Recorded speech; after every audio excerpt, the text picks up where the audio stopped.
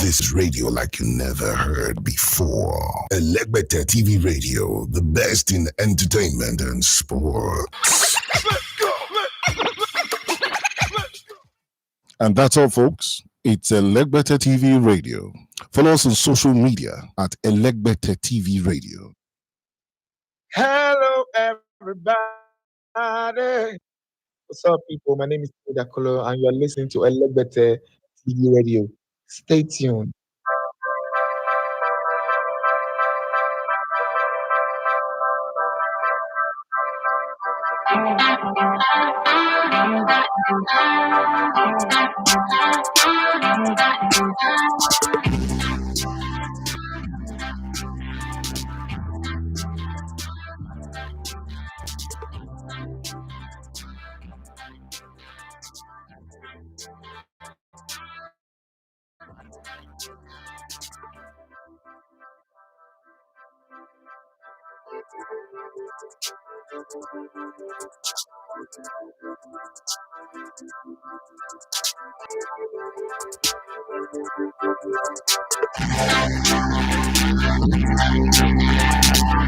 All right, good morning, everybody, wherever you are on the planet. My name is Idafi Matthew. So you love to call me the Elevator on the Sports. This is the Sports Buffet on Elevator TV Radio. You stream live on YouTube on Elevator TV Sports. We've got many people on the show today. We've got you, and you are there. Whose comment I am most delighted to read when you start popping them in. And as you're joining, please click on the like buttons and get this show, on the road. We've got 1 hour to have fun talking sports, enjoying all of the talking points. It's the international break. I like to say, if you're a sports presenter, sports analyst, sports reporter, or even a writer, the international break is always boring. It's not as exciting when the leagues are on. But that said, we must make hay while the sun shines. So they say there are traffic in some areas and the roads are free in some other areas. Children are in schools right now, writing and sweating themselves out like we used to do back in the day. The market woman is in the marketplace. The workers are in the workplace. I am in my place of work. Some people on the street. What on the street we say is workshop. In Pidgin English, we say workshop. I make person they find the food we go shop for inside that place. So let's get it going. What do you want us to talk about today? There's so much to talk about, but I want to ask a question. My son asked me this question yesterday, and I really couldn't find the right answer because there were so many, and I didn't know which one was top of the list. So I've got 8 people watching me right now, 4 likes. There's always like the disparity of some people who would just log in and not be interested in clicking on the like buttons. I don't know why that is. I don't know what's happening with the numbers, but I'm going to ask that question that my son asked me. I'm going to try to push it out to you guys and see if I get the right answer. But I want to start with, what we're doing currently right now. Is the show. So let's even talk about the referee. I'm not really big on the way everybody is taking on him, David Coote. Should he be banned for life? Should he, the topic is on both sides anyway. Now everybody's saying, he's going to lose his source of livelihood. That's a couple of months ago, we're talking about referees, and everybody was jumping at me that, referee is not a professional job, it's a part-time job, so it shouldn't be a big deal. I don't agree with you guys on that one. But then this weekend, we're going to have Paul Logan, the YouTube sensation, an internet sensation, Tom Boxer. He's going to fight with the baddest guy on the planet in the boxing world. The baddest guy who ever got into the squared ring. Mike Tyson, the devastator, the titanium, the destroyer. He's going to fight with Paul Logan. Paul Logan grew up loving Mike Tyson, being a fan of Mike Tyson, wanting to be like Mike Tyson. But times have changed. Amorim, yes, Ruben is in the hustle. Yes, it's in the hustle. Right now, Ruben Amorim is in the house, hugging on the few players who didn't get international calls, the ones that are left behind. And not like the Rapture left behind, but He's just there. But then the question is, should David Coote get a live EPL ban? Let's talk. Okay, let's have a feel of what you think about this.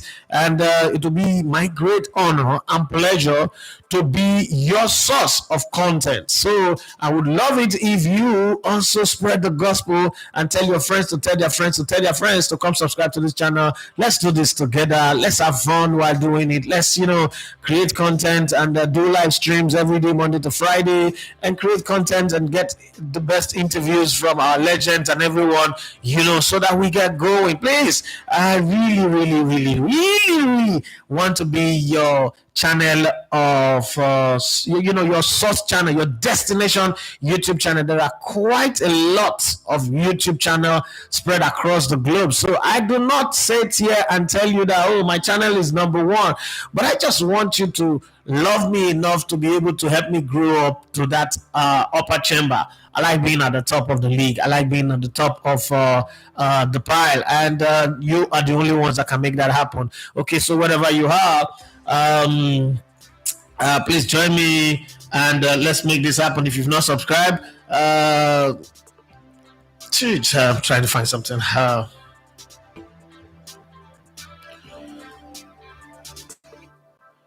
Oh boy. All right. I was looking for something to express it in a better way. 2 million creators are signed up to YouTube partner program through which videos collect ad revenue. 2 million. And I'm part of it, but I'm at the very bottom of the food chain.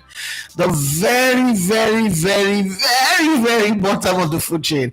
I would like to go to the top of the food chain. And it's not easy, If you've ever seen the movie Shark Tale, you understand that going from the bottom of the food chain to the top of the food chain, it's not as easy as word of mouth. It's not as easy as just wishful thinking.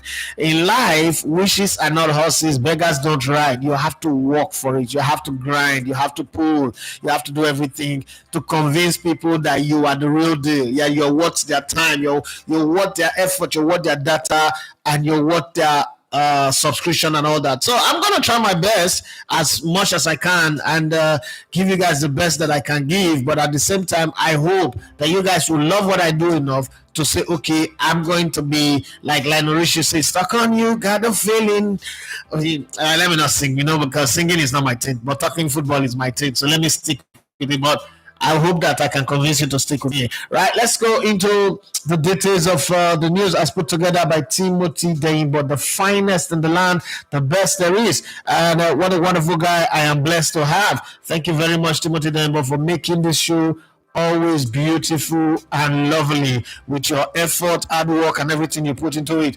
Well, let's go with this one. Former Luton defender Adebayo Osho, now playing for Oze in League One. Whether it's Osho or Shaw, sorry, maybe I'm the one pronouncing it wrongly. Osho, yeah, has expressed his commitment to giving everything for the Super Eagles jersey, making his debut in the national team camp after previously missing call-ups due to injuries and other setbacks. Osho shared his excitement about finally joining the squad. Speaking on NFF TV, he said he's glad to be part of the team and is ready to give his all for Nigeria. Let's hear from Gabriel Osho.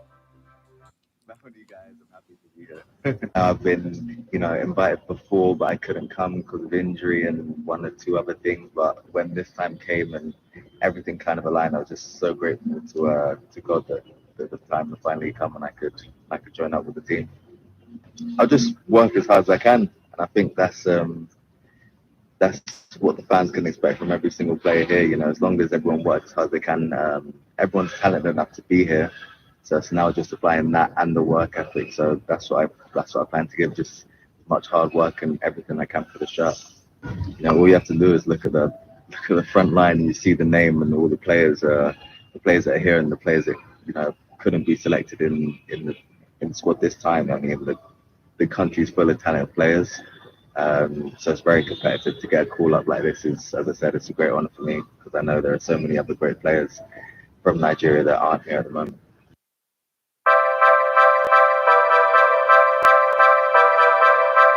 These days they say anything you say is captured under the microphone and is taken. So, doing this job now, every day you are evolving and you're thinking, should I respond the way I would have loved to respond and hope to God that people will understand? That's a very big risk.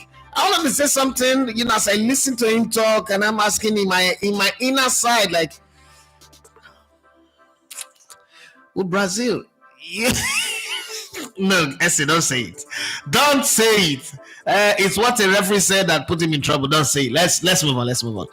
Okay, let's go to my favorite, all-time favorite number one Super Eagles player. He was in the country a couple of days ago. He was at Super Sports with Charles Anazoda and the crew on Monday Night Football. Super Eagles legend Sunday Olise has called on African Football Federation to continue hiring African coaches for the national teams. In an interview with Charles Anazoda of Supersport, Olise pointed out that countries like those in Europe and Brazil have been successful by trusting their own coaches to lead them. He questioned why Africa shouldn't do the same, talking about the importance of empowering Africans to guide their own teams to success. Okay.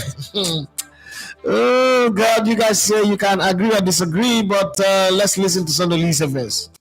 I'm not going to put into sections, but there is a reason why Europeans coach European teams to the highest success. There is a reason why Brazilian coaches coach Brazilian teams to the highest success. Africans, the best favor they can do for Africa is to employ your own kind. I would rather die than take away something I should give to my son Denzel or to my daughter Shanice and give it to somebody else. I will never do it. I prefer to continue losing till they get it right. That is how it has to be. Because if they don't get it home, in my home in Belgium, or here in Lagos, or in Nigeria, they will never get it. My grandchildren won't have it. Do we even think about it? You have to support your own kind. Because if you don't, nobody will. That's how I see it. Yeah, that was a major contentious point. Everybody was blowing hot on social media. Why is Olise talking like that? This is mediocrity. This is substandard. Even England have given the job to a German. Blah blah blah blah blah blah. Well, everybody have the right to say these things that they want to say. Like I always say, everybody is entitled to their opinion, but you're not entitled to your lies. Your lies will find you out. I'll fish you out if you lie. And at the same time, I also think that opinions, when an expert gives an opinion, I like to listen to it because I also like people to listen to me when I give my expert opinion in football. I consider myself not just an expert, but a legendary expert in football matters. So I like it when I give my opinion, I like people to listen. I want somebody just said, makes sense to me, resonate with the way I think. And not everybody would agree, not everybody would see it like that. I don't have a problem with that. I honestly don't have a problem with that. But you know what I have a problem with is the way people reacted to it. Like, are you crazy? The other day, I remember when I put up the Coote video when he said he refused to sign for a club in the Netherlands and he came back to play for 3SC, and everybody was bashing him, was lambasting him, that his foolishness, his village people that will make him choose 3SC over. People first didn't consider the time. People also didn't consider the fact that, okay, this guy does not feel comfortable living abroad. And then he also did not realize that there are quite a lot of Nigerians who went abroad in that era to go play football, who are not taxi driver, who are not living off wage, who are not too ashamed to come back home to Nigeria. There are a lot of them. I remember when I was working, doing the project with Al Jazeera, saw quite a lot of Africans in Europe who went to go play professional football, but they're too ashamed to come back because things are not working well. Well, somebody takes a decision, you get that attack. But then let me ask you, okay, are you also of the ideology that a foreign coach shouldn't be coaching an African team? I am of that ideology too. And I know that our coaches have not really done too well, but I mean, in the words of Sunday said, they should give them the time and the support till they get it right. Because again, let's be very honest here. The highest a foreign coach have done for Nigeria, a Nigerian coach have done it, won the Nations Cup, qualified for the World Cup, get to the round of 16. Stephen Keshi did it, so no big deal, right? Yeah, I agree that two foreign coaches have won the Nations Cup. One foreign coach have also taken us to the finals of the Nations Cup, and we lost it. Or other foreign coaches have done that. But again, if we keep giving the kind of support that we give to the foreign coaches, take for instance now, Iguava is the manager of the Super Eagles. Ask yourself, how much does he get paid? Finidi George was hired as the manager of the Super Eagles. How much does he get paid? How much will you pay a foreign coach? So if there is disparity in the pay, and I also see that happen in England, all of a sudden Thomas Tuchel is earning way more than they would have given to any British manager, even Gareth Southgate. Then that becomes a problem, because a job, the way I see it, a job should have a price tag on it. So this is what the person doing this job gets. I agree that there is negotiation power, there is, the ups and downs in terms of the quality, the pedigree, the qualification of the person that is coming to take the job. I agree with all of that. But at the same time, if the disparity is so far, say for instance, when a foreign person gets the job of the Super Eagles, you're willing to go up to $100,000 a month or above $50,000. But then when you give it to Nigeria, you put it at $10,000. To me, you're already programming the person to fail. I don't know about you guys, but that's the way I see it. I just think, okay, you're programming this person to fail. There is no need for the person to even think of being there. Now, I've also gotten the reason why we get disparity in the views and like. I've never thought about this like this, but thanks to S.A. Adas, he said, some of us are watching from our office computer, so we can't sign into our Gmail account to like the show. So, I mean, you learn every day. You live and you learn. Never, ever thought about it that way. I never saw it like that. Never worked in that kind of environment where I cannot access my own email. So I made a mistake. Presumptive assumption.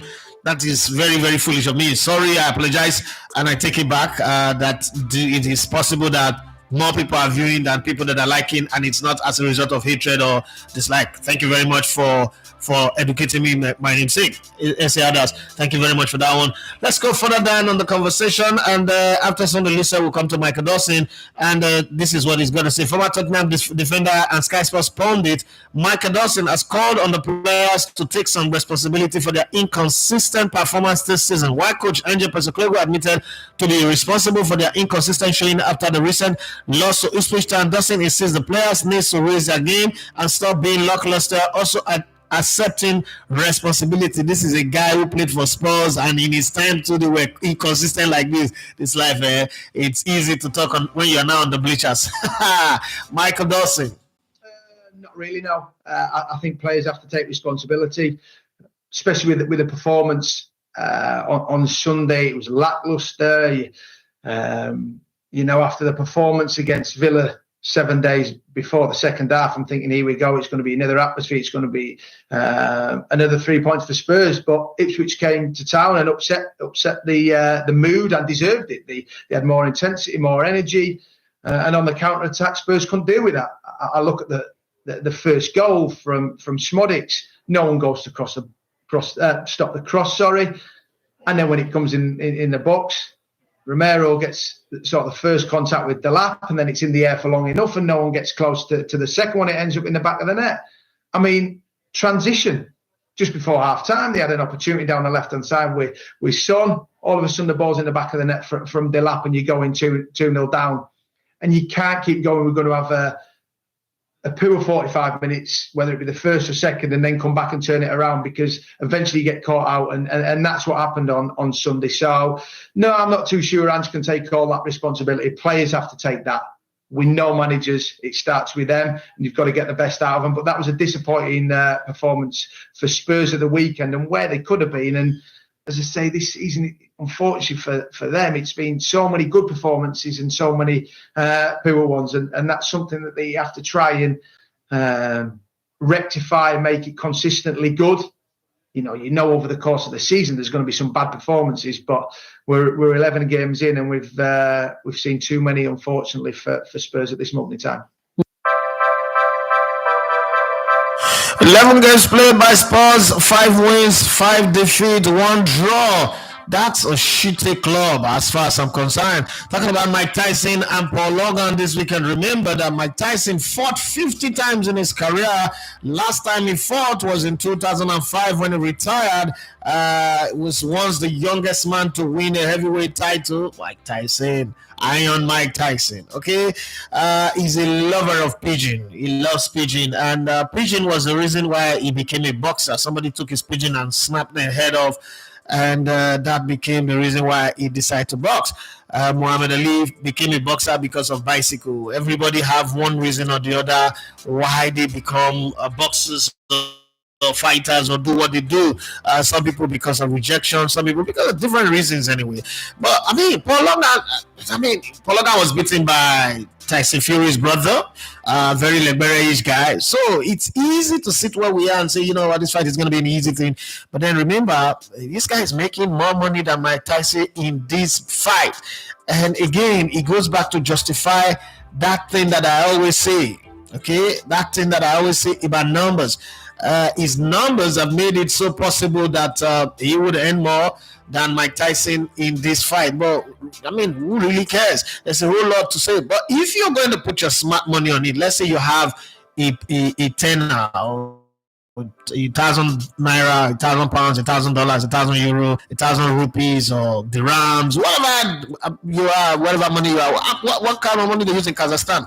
Any money you have, and you want to bet in this fight. Who's your smart money on? Are you betting on Paul Logan or you're betting on Iron Mike Tyson? Is Iron Mike Tyson still the guy, or a lot of things have changed? He's old now. I mean, it's twice the age of Paul Logan, right? So this guy, I don't know, but he wants to take. And then to the referee that unleash those what about Jurgen Klopp and Liverpool. When I watch the video, there's a way I react to things as different anyway that make people think that I just like to be on the controversial side. I do not believe in a utopian world. I believe in this dystopian world that we are in. Again, it is the chaos that makes heroes. If the world is utopian, everybody will be equal. Everybody will be the same. Everything will just go according to the way it's supposed to go. Even God, there will be no need for God. The whole essence of needing God is because there is crisis, there is fear, there is tension. We need succor, we need rescue, we need the bailout, and God is the hope, right, for everybody that is hopeless. And it's the same thing with the world that we live in. So coming down to this, why am I using all these analogies or algorithms in my head? It's because I think that's what everybody says behind closed doors. The only problem was that this one got recorded, and 4 years after the video is coming out. So let's look at it. 4 years ago till now, this referee has been officiating games and he's been doing well. He's one of the best in the Premier League. Should he now lose his job because of this? That's one side of the argument. And then the other side of the argument, those people say, you cannot make him lose his job. What will you do? And then I asked them the question. I told you people said that refereeing is a hobby. That's why they don't pay them much, because it's a hobby. They have other businesses that they are doing. So let him go do his job. But hey, I'm on this side of should he lose his job because of that?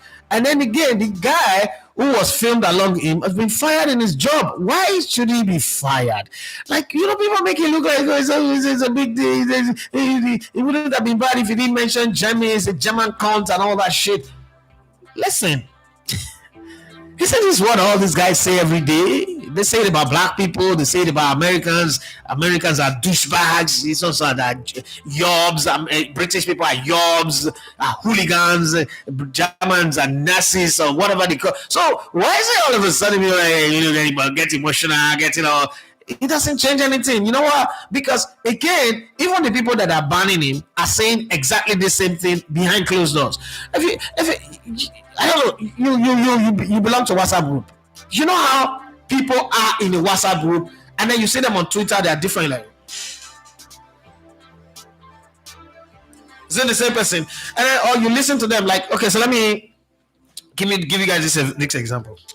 When we're in Brilla, sometimes Mafia will invite me to come for the evening show, and I'll come in and say, bros, I have some very strong questions. I don't want to ask Sean Amadi. I want to ask you because I don't think Sean Amadi will give me the right answer, so I need you. So let me give you one very vintage one. When Pato, I always talk about this because the reaction was funny, and even the owner of the radio station, I was surprised I was reacting like that because I thought he should know that we're doing a show. This is fun, right? But he didn't see it as fun. He didn't say it's funny. Everything in life is funny when it's not happening to you, right? So I came in on the show. We're all talking, many things, Shevchenko, Pato, and we were just going from place to place. And that was a period where, where's that Brazilian player? Oscar Mboaba went to China. Wow, how the brain can just remember events, sometimes it's strange. And then out of the blue, boom, boom. You know, normally somebody's supposed to prepare you for that kind of thing, but he did not prepare me. Just boom. He just live streamed me like boom. Would you, if you were not married, would you date the boss's daughter? And you know, I didn't get it because it was a hit that came too sudden. I was like, I didn't get it. I was like, with the boss, the club that I play for, because I thought we're talking part two. So AC Milan, there's Berlusconi's daughter, blah blah blah. And he said, no, chairman, double doctor's daughter. And my first reaction is, do you want a radio answer or do you want my answer? I said, Baba, your answer. I said, because my answer will not be good, will not be pleasant to everybody. And everybody was in the studio, was Sexy Joe was there, Chinaman was there, Shanamadi was there. And you know how when people think that, oh, this is set up, this guy could fall in hand, today there is that trouble. But I know, I just got this untouchable feeling like, okay, what's the worst that can happen? I'm going to say my truth here. I can't lie. First off, and I said, listen, I said the chairman doesn't have anybody that is my spec. Is that they're kids. If I date the chairman's daughters, I will be in as a pedophile. These are kids. Kids are born in the 90s. Come on, what's that? They're not my spec. And again, if I'm not married, of all the girls that I've dated, there's no one the chairman's child that is on their level. So it's never gonna happen. What's supposed to end? You know that thing is a show. It's supposed to end there, and it didn't end there. The next day, I came to work in the morning. Innocently came to work, did my show. After my show, say there's a meeting. And first of all, they just started in programs department. Everybody was just talking. How do you say that? Blah, blah, blah, blah, blah, blah, blah. This thing you said. You get my dude. Chairman wants to see me. When I'm upstairs, why do you say that? Next day again, chairman's wife came. And I said what I said, and I gave the world a show. I said, listen. Last night we had like the most traffic. We were struggling to play advert against callers calling in, and it was fun. And it's the same fun that we have when we talk about Shevchenko, we'll talk about people abroad, we'll talk about other people. So why can't we have fun about ourselves? What's the big deal here? I didn't say I was going to take your daughter, sleep with her, turn her back front, and flip her out. You know, I mean, somebody got sacked for drugging food that they gave to people in that same organization. So why is me now the guy? Because I said that. So I'm just saying, what the referee said, if you put 100 referees in a room, in different rooms, and ask them similar questions, they would all say the same thing. Because if you've ever been in football, you will know that football is the biggest scam in the world. You know, people wear suits and tie and, wear jackets, come out in the public and then behave. Coaches talk rubbish all the time. If you're sitting on the bench, they are cussing, they're saying all sorts of things to the referees, the assistant referees in the dressing room, they're cussing, they're saying all sort of shit, and then all of a sudden you want the referees to say, nice club is a nice guys in Germany, Liverpool is the best club in the world. Shut up! Everybody should have the freedom to express themselves. So some people shouldn't have the freedom to express themselves in their own ways, and then some other people are now, no. If you're a douchebag, you're a douchebag. If you're a cocksucker, you're a cocksucker. If you're an asshole, you're an asshole. It's as simple as that. That's why I say it. People shouldn't be gagged to try to be nice to people who are not nice to them. I don't think that's a good way. One of my favorite songs growing up was the song by Raskimono. Them no like me no like them. It's a declared intention. It's mutual feeling. You love me, I love you. You die for me, I'll take a grenade for you. Like Bruno Mars, I'll catch a grenade for you. But if you don't like me, nigga, please, I'll express the same feeling. I'll do the same thing. Why do people get emotional and get mushy and act like we're not men anymore, like we're kids or like we're babies, like everybody should be crying, everybody should be licking ice cream, like, oh, come on, what the fuck is wrong with us? People, I don't think that a man should lose his job because of that. That video that I watched, there is nothing in it that requires a man losing his job. And all these people, I see comments, there should be a decorum in the way people behave. Not on the field. This guy didn't say it on the field of play. This guy didn't say it in the stadium. Say it in the house. Do you know how much shit we talk about people that we don't like? People, I'm talking about people that we don't like. And me, I'm all up for even expressing it. But I don't like you, man. You're shit. It's like, wouldn't you guys be? Wait a minute. Why are you guys be very, very shocked if I come here and I start talking that, oh, Nigeria, the president is good, the president is good, everything is fine, the economy is good. Why don't you guys look at me like a sellout? So if somebody says that now, then they say you are going to jail.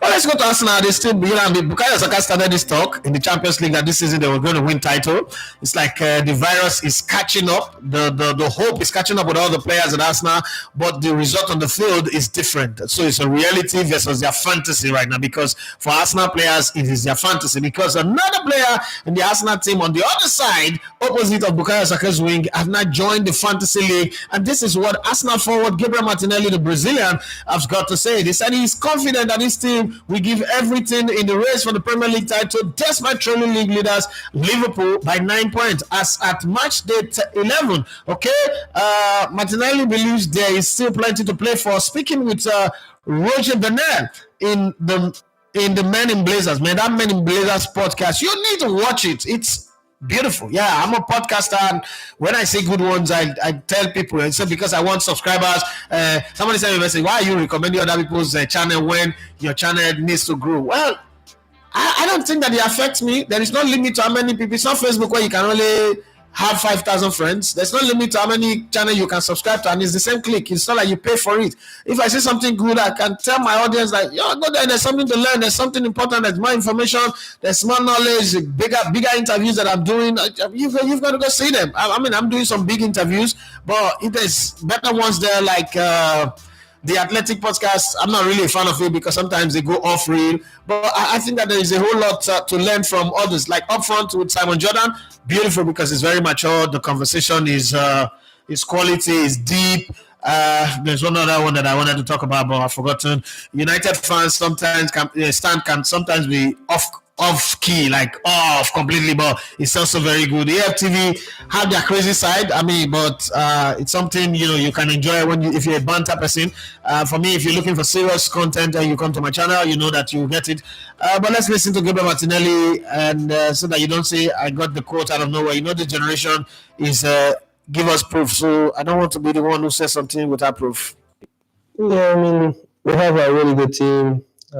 Really good players. We've been second 2 seasons in a row.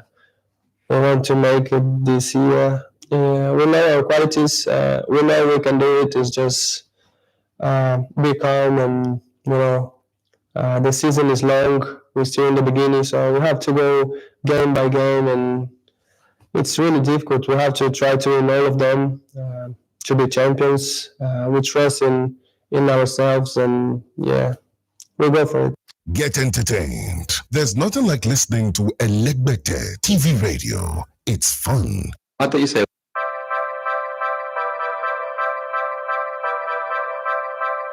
Well, as we go, let's wrap it up from Timothy's end with Curtis Jones's thoughts. Liverpool and England midfielder Curtis Jones has expressed his readiness to earn his first cap for the Three Lions. Although he's been called up a couple of times, Jones is yet to make an appearance in the national team. The Liverpool midfielder has been in excellent form under manager Arne Slot this season. Yeah, imagine as one of the standard players under Slot in an interview with John Murray of the BBC. Jones reflected on his previous experiences in camp and shared that he is ready to make his debut for England. I'm going to ask you guys one question that somebody threw at me yesterday. We were having a conversation and that question popped up. And also the question that my son asked me. Let's hear from Curtis Jones first. I thought you said that actually, because I actually had the same thought. Yeah, so the first camp when I came, it was the camp before the Euros and stuff. So I really didn't have my mind on I'm going. He was lads like you and stuff who played a lot of games. I knew he was lads who had to have a break as well. So I came in and it was just more just to have a taste of the team and the surrounding and stuff. And I left with a smile on my face and I thought, I think I'm ready now. And then the last camp, it was a late call. I thought it was going to be like a perfect week to where I was going to come in, I was going to train, I was going to play, and then I was going to leave. And the baby was born and stuff. But unfortunately, I didn't get a chance to then play. But it's fine. I always say that the call ups come by for my club. And then I went back as well, and then I was carried on in the same form. So this is the first time when I thought, I've got a chance here to play games. So hopefully it comes. This is radio like you never heard before. Elegbete TV Radio, the pathfinder for radio.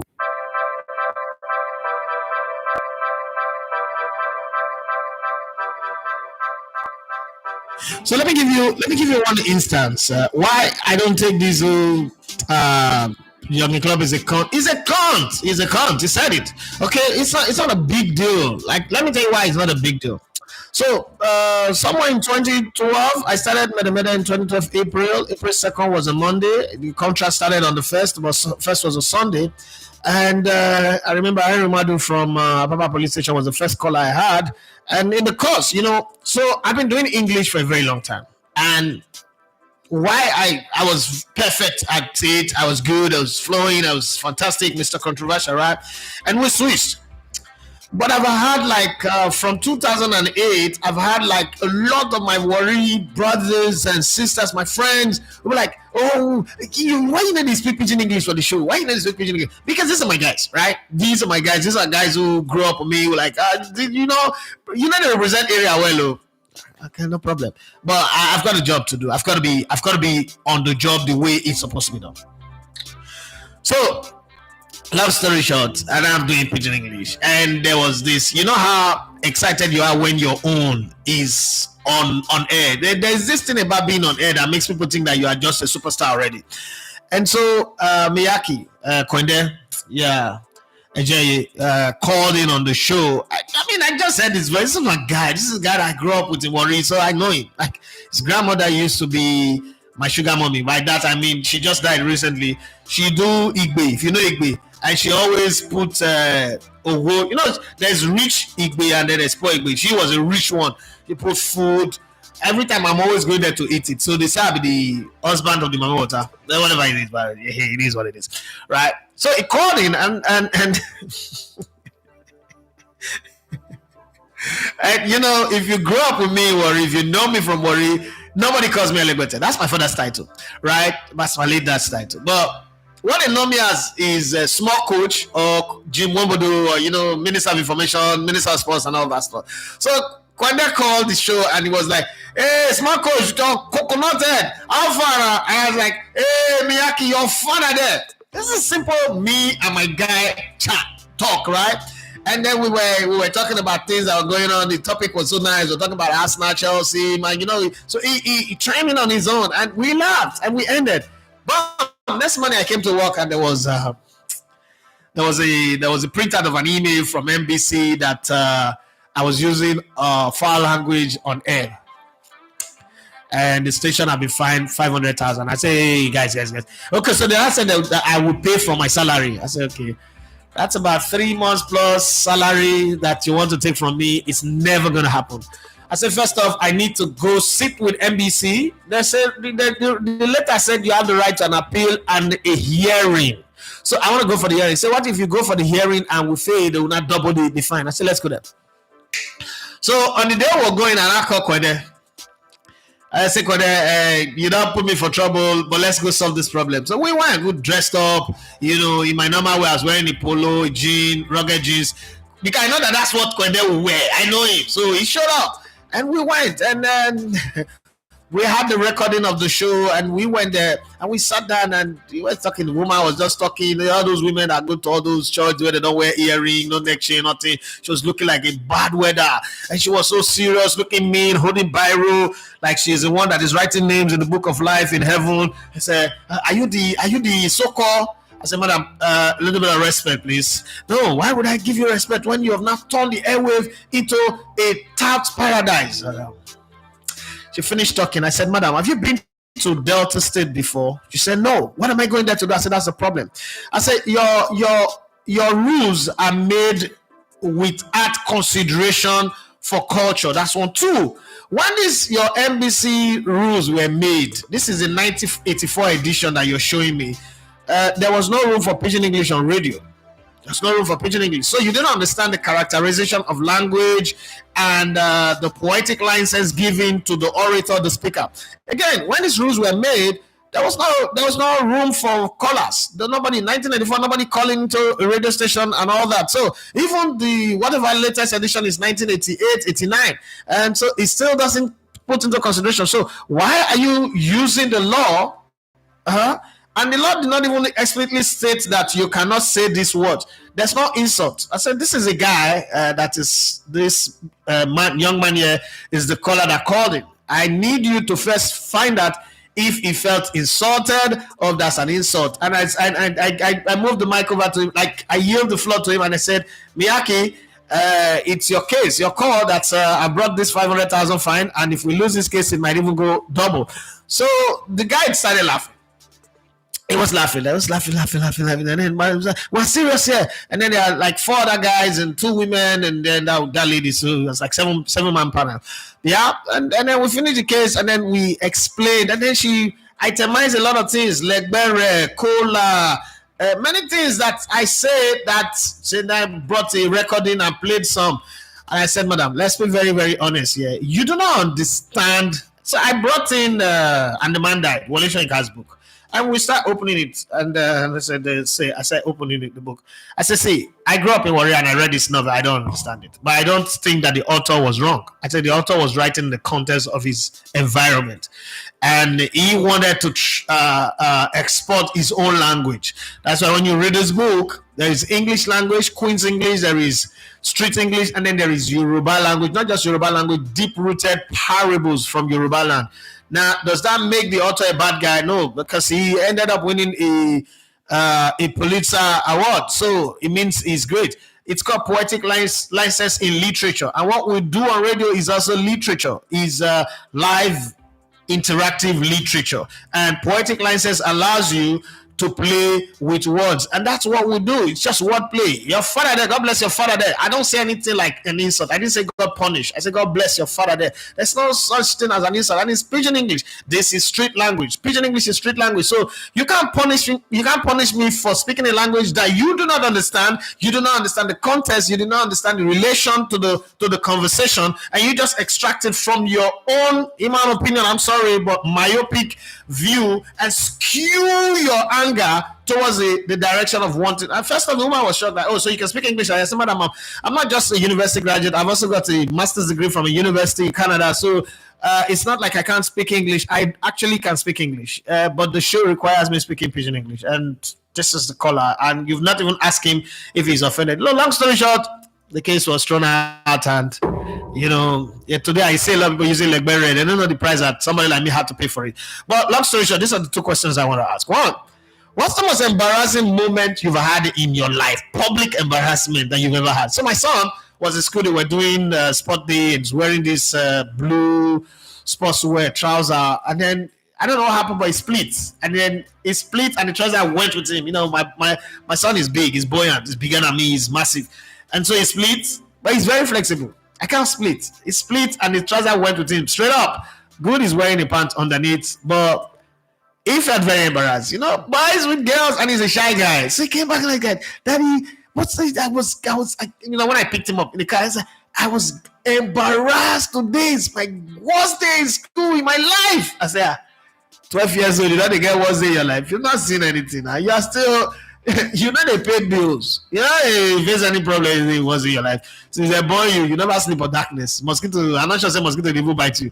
I can't remember last time we treat malaria for your body. So what's really was there in your life? But hey, and then he not through the question. So Daddy, what's the most embarrassing thing that's happened to you? I don't know if you answer because there are too many things. Like embarrassment is my everyday life. I just realized like, okay, so this guy, the splitting of Nick trouser is embarrassing. I wore knicker with holes at the back to pursue my school like all my life from primary 3 to primary 5 till when Vincent Lawford they changed us to pink and pink check, and then the school had to dash me uniform.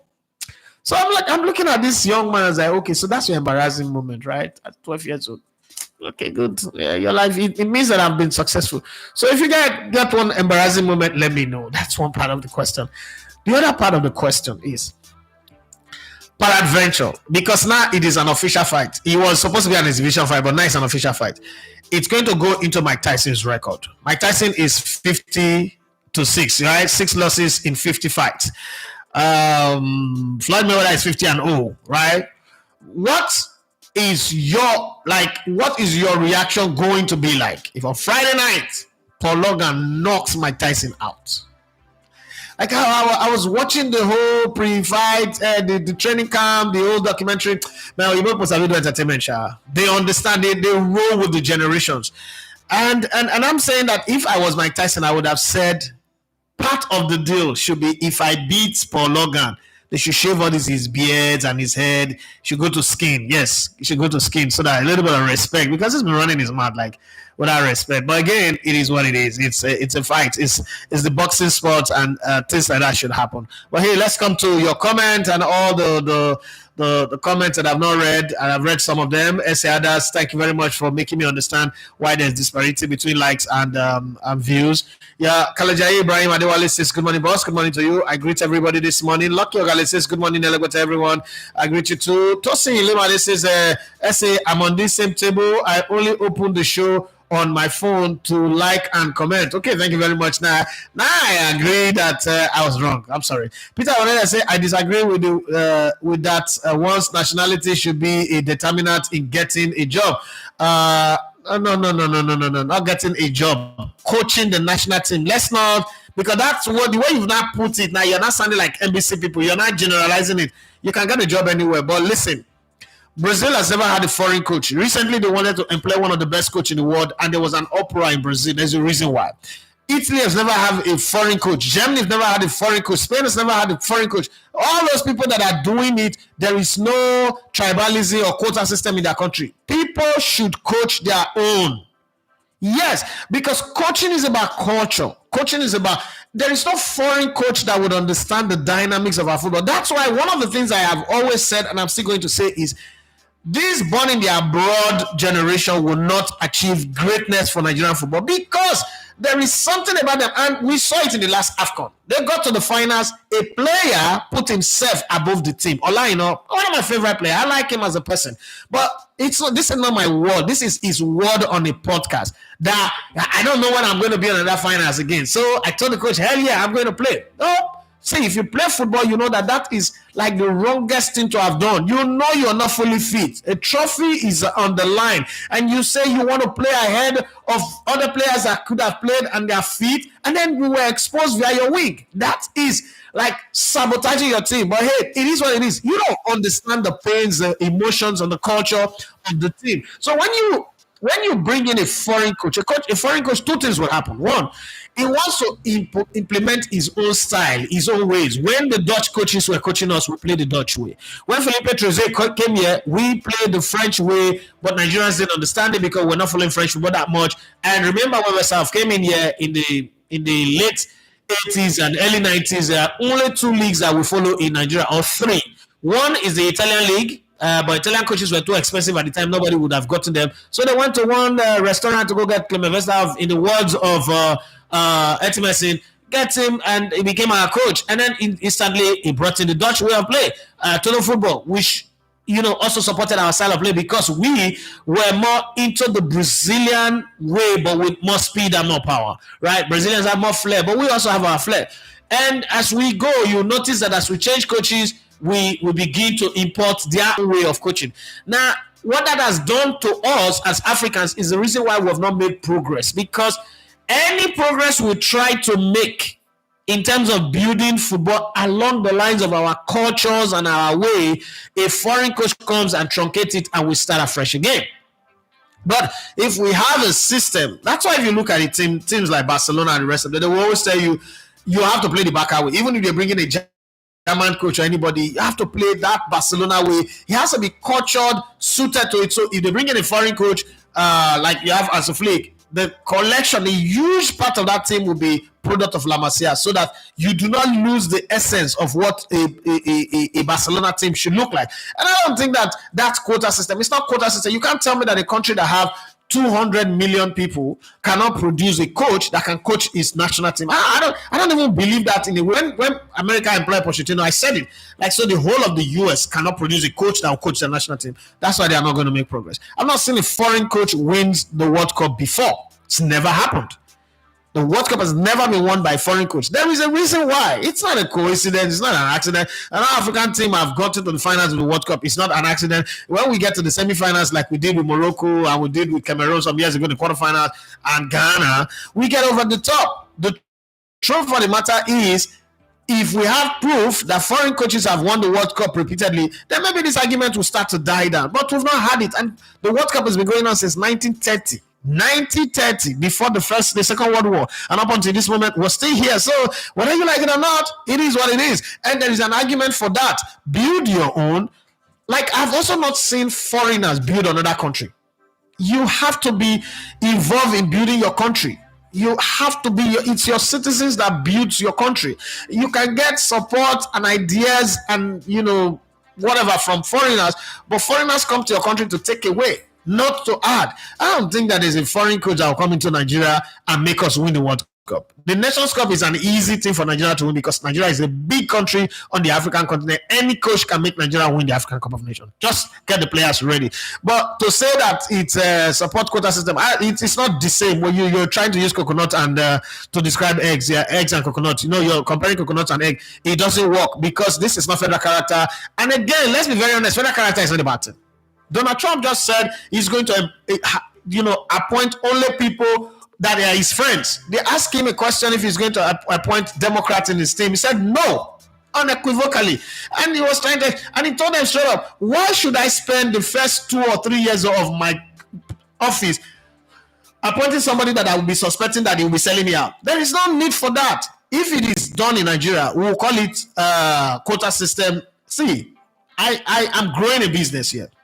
There are people who are putting their life on the line to get this business grow. Tomorrow we get to a place where we're earning $10,000 or $100,000 a month.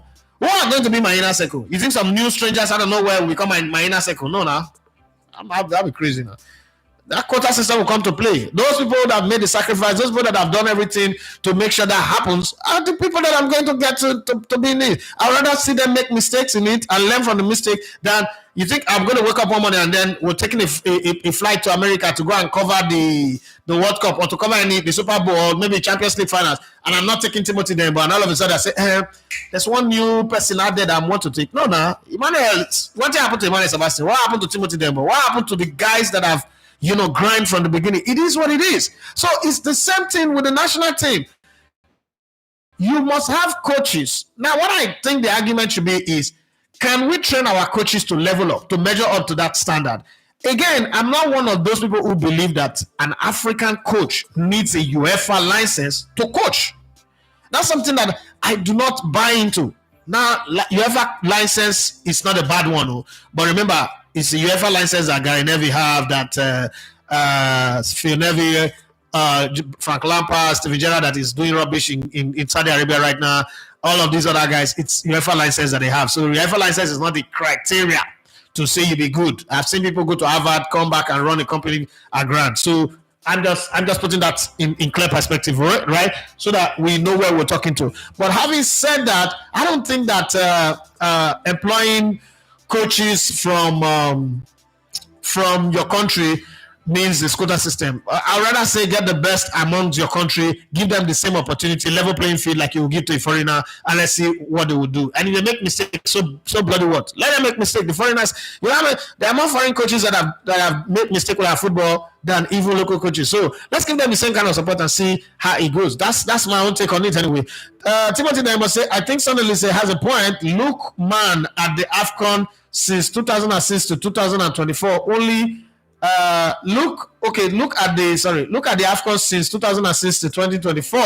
Only Avi Renard and Hugo Bros are the foreigners to win it. Shows that Africans aren't that bad as we may make it seem. They're not that bad. All they need is the kind of support and the push. Morocco have not been going anywhere, even with better than this generation of players. A Moroccan coach took Morocco all the way at the World Cup, almost getting to the final. So I don't think it's the opportunities. If they get equal opportunity, just the same way English coaches are beginning to cry in England and they're not getting equal opportunities as the foreign coaches. People didn't think it matters when Salas, Arsene Wenger, Jose Mourinho is coming. Now there is a big outcry Okay, every day you turn up the British news media, there is already a big outcry. If you listen to Talk Sports, you listen to see this headline: the heartbreaking crisis facing English managers laid bare with just one homegrown boss in the Premier League's top 14. Why our coaching pathway is so difficult to navigate? Now, this is a cry. And as they're crying, pretty soon it will become, you know what, government will interfere. If this cry, this noise continue, government will definitely interfere. And you start hearing, let's change the system. The foreign players are too much. Let's create a quota system. Wasn't that how European football was before? Let's create a quota system. Let's also make sure that every team now have an English coach in their system, and then there should be a clear pathway for them to get to become top manager, whether we like it or not. It's going to happen. It is definitely going to happen. We might be joking about it now, but it is coming. OT David says, good morning, people. Peter Waneda said, Nigeria and England are two sides of the same coin. If England coaches are that good, why did one of the biggest club in the country did not go for their homegrown coaches? The time is coming, you will see. Peter Waneda wanted to say the disparity in payment in our homegrown coaches has to do with our system and how we value our people. It is evident in all facets of our lives. That's the thing that we need to change. That's the reason why we're having this conversation. Our coaches also haven't traveled around Africa to make their stamp or show the stuff they are made of. To be very honest, that's not the criteria to hire a coach. How many places do Brazilian coaches travel to before they get employed? How many places do Argentine coaches travel to before they get employed? How many places do Spanish coaches that have coached their national team? All the Spanish coaches that have coached the national team, none of them have gone to coach outside before. So that's not the criteria. When it comes to our own, why do we make the criteria so difficult? It doesn't work like that. That's not a criteria for coaching. Do you have the necessary qualification to coach? Do you have the certification? Yes. Can you coach? Do you pass the interview? Let's start with that first. Traveling around Africa, you can travel around the whole of Africa and still not be able to coach Nigeria. When Clement Vesterhoff came to Nigeria, it was his first time outside of the Netherlands. 5 years later, he had qualified us for the World Cup and won the African Cup of Nations. That's the way it works. Logan say, I saw a snippet of the Olise interview. He's absolutely right. Give an indigenous coach a long-term deal on same pay. It will be successful. They are good. Why not? Okay. Peter Onaya say, even though Pitso Mesemane is an outlier, he is an African coach who has shown workings and is being prized according to his pedigree. Okay, I agree to you, but exception is not the rule. Let us also accept that part. Like I say about the refs, it is about optics. Now, who them catch? Now, when they catch fuck up, okay, they all do it. This is the one reason I'm not comfortable with people who use their phone to record everything. Some moments are just to enjoy. Olafat says, good morning, boss. Good morning to you. I feel this old Mike Tyson is having health issues, and him fighting Logan Paul is like them giving him a pension payment. 20 million is a lot of money. That's if he lose and a good pension. Well, finance professional says, hi, Elegbete. What be your opinion concerning the Lagos League where celebrities they own club? Do you think it will stay long? No, it's just it's a charity event. It's not something. It doesn't have a base anyway. It's JJ Omojowa that is organizing it. It's not. It's a. I don't think it will last because the way. Let's keep it. You see that thing that Puyo is doing in Spain. And then they have a franchise in Brazil. It's what they're trying to do, but they want to play it at Campus Square, 7 aside. It's not something. I'm not taking it serious. I'm taking it with a pinch of salt. It is up to them to convince me, and let me see. Daniel Abanom says, "Good morning, sir. Good morning to you." Peter Wanada said, "The reaction to that video is out of proportion, and I believe they are just playing to the gallery. If you have not lived or walked around these people, you would think cussing is not part of their culture, right? Dear, now them cause pass." Now them cause pass cussing. In short, cussing is like a PhD thing for them. But I understand. Ben Constantine say Raising Baller podcast is a very beautiful one as well. Olafa said, this is the fourth Arsenal player coming to say this. First was Rice, then to Partey, Saka, and now Martinelli. That's not the problem. But my problem is now, who wants it the most, the players or the manager, where they have to find a convergence point here? Peter wanted to say this reaction to that video is nothing but hypocrisy. I agree with you on this one. Olafa said the manager has 40% of the job to do, and why the players have bigger percentage of about 60% to do, especially on the pitch. Anything the manager does will be interpreted by the players. Pitch result. Okay, Umaru says, I beg you, make all this talk stop. Make them win, make we see. I'm tired of waiting for the next season. Oh, Evra, don't get to this guy. Evra, I've gotten to Umaru. Sorry, Umaru. Olafa says, it's just like the people going on TikTok live and using Yoruba or their native language to be talking about sexual things. How TikTok one flag waiting their system not understand. Simple. Adegoke Obembe says, I have always been an advocate of indigenous coaches. I know that one. If FIFA can impose indigenous players, then they need to impose indigenous coaches too. That is the only way we will have a truly national team. I agree with you on this one. Olafa says there is a lot of days that was a lot of things that was embarrassing for me, but this certain one I no fit forget to. So I usually do wash and wear, like Sam is when I wash the uniform I'm to wear by 9 a.m. because I have to wait a little for it to not be dropping water. Why do people do that shit? So I walked to school about 30 minutes and got to school. This was how this new class teacher came in. I was checking people's dressing, picked me out, and touched my clothes. There was nothing this Mr. Ojo didn't use to qualify me finish. But my guys for class know that was my situation. When this man was flogging me, I couldn't cry because it was because I saw those guys' face that they were ready to laugh and make you the yeye boy boss. I know fit cry. I just summon courage, hotels. But why were you doing watch and wear, by the way? Right? I don't understand why you people do that shit, child. Well, hey, it is what it is. It happened. 360 Sports Management said this is the same thing Amorim did while letting Van Nistelrooy go, because how would you want an assistant that might stab you at the back? Okay. Olafa says South Africa coaches over the years depended on foreign players. A coach comes in and started using the local players and they are performing. Imagine it was a local coach that understands them more. Okay. So Olafa just say, I still believe if Arsenal can pick up from where they left off before injury set into our team and the Kroenkes put in some financial support into the team, maybe miracles will happen. That's what he wants to say, but we will see at the end of the day.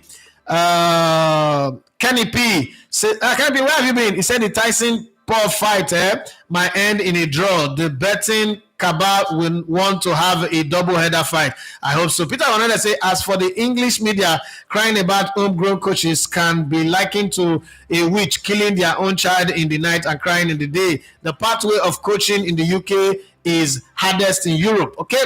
Raji Maju said Iguavan handling the Eagles could turn out to be a good thing and a pathway for other Nigerian coaches who are currently working with him in the Super Eagles. The experience will benefit these coaches. So I just say Paul Logan is a show guy. He knows how to push his prime brand. The boxing match is about him, less of Tyson. I agree with you on that one as well, but Tyson will benefit from this one, but I don't want Tyson to lose. Okay. Like I said, the coaches that won trophies for their respective countries, from Europe to World Cup to AFCON to Copa America, were all local coaches and indigenous persons. Okay, Peter Onoda says they pay 15K for license and it's only open to 200 slots a year, and ex-players always jump the queue, but it costs only 2K to get same coaching license in Spain and Italy. Okay, that's a conversation we'll have another day. Make them go look bush. Peter, don't vessel. Lucky Gale say, will the NFF relinquish control of the Super Eagles to a Nigerian coach for 10 years? player selection and anything, the NFF would want to lose that hold, and that's another problem. The way you put it, we will talk about it tomorrow. I have to run now because I have an appointment to keep in the bank. So I have to run. But it's not as you said it. Coaches actually have control of the team, but the team is not a property of the coach. So there is a structure, there is a secretary general, there is a team secretary, all of these have to come together. The directorate, everything have to come together for the team to work. So it's not relinquishing control, it's delegating responsibility. Relinquishing control is not something you can do. Even in Europe, nobody relinquish control of a team to a coach, even at club level or national team level. So you're not expecting the NFF to do that. There are things we can blame the NFF for. This is not one of them. Well, guys, thank you very much for being on the show today. Thank you for subscribing, for liking, for commenting, for being part of the show. Let's do this again tomorrow. And for those of you that have not subscribed, please do want to subscribe. If you are capable, please join the members team. Let's grow this channel. I promise you that we will give you value for everything, your data, your time, and your money on this channel. God bless you and have for yourself a wonderful day. Once again, my name is Idafe Matias. You love to come in the Logan Sports. Bye-bye.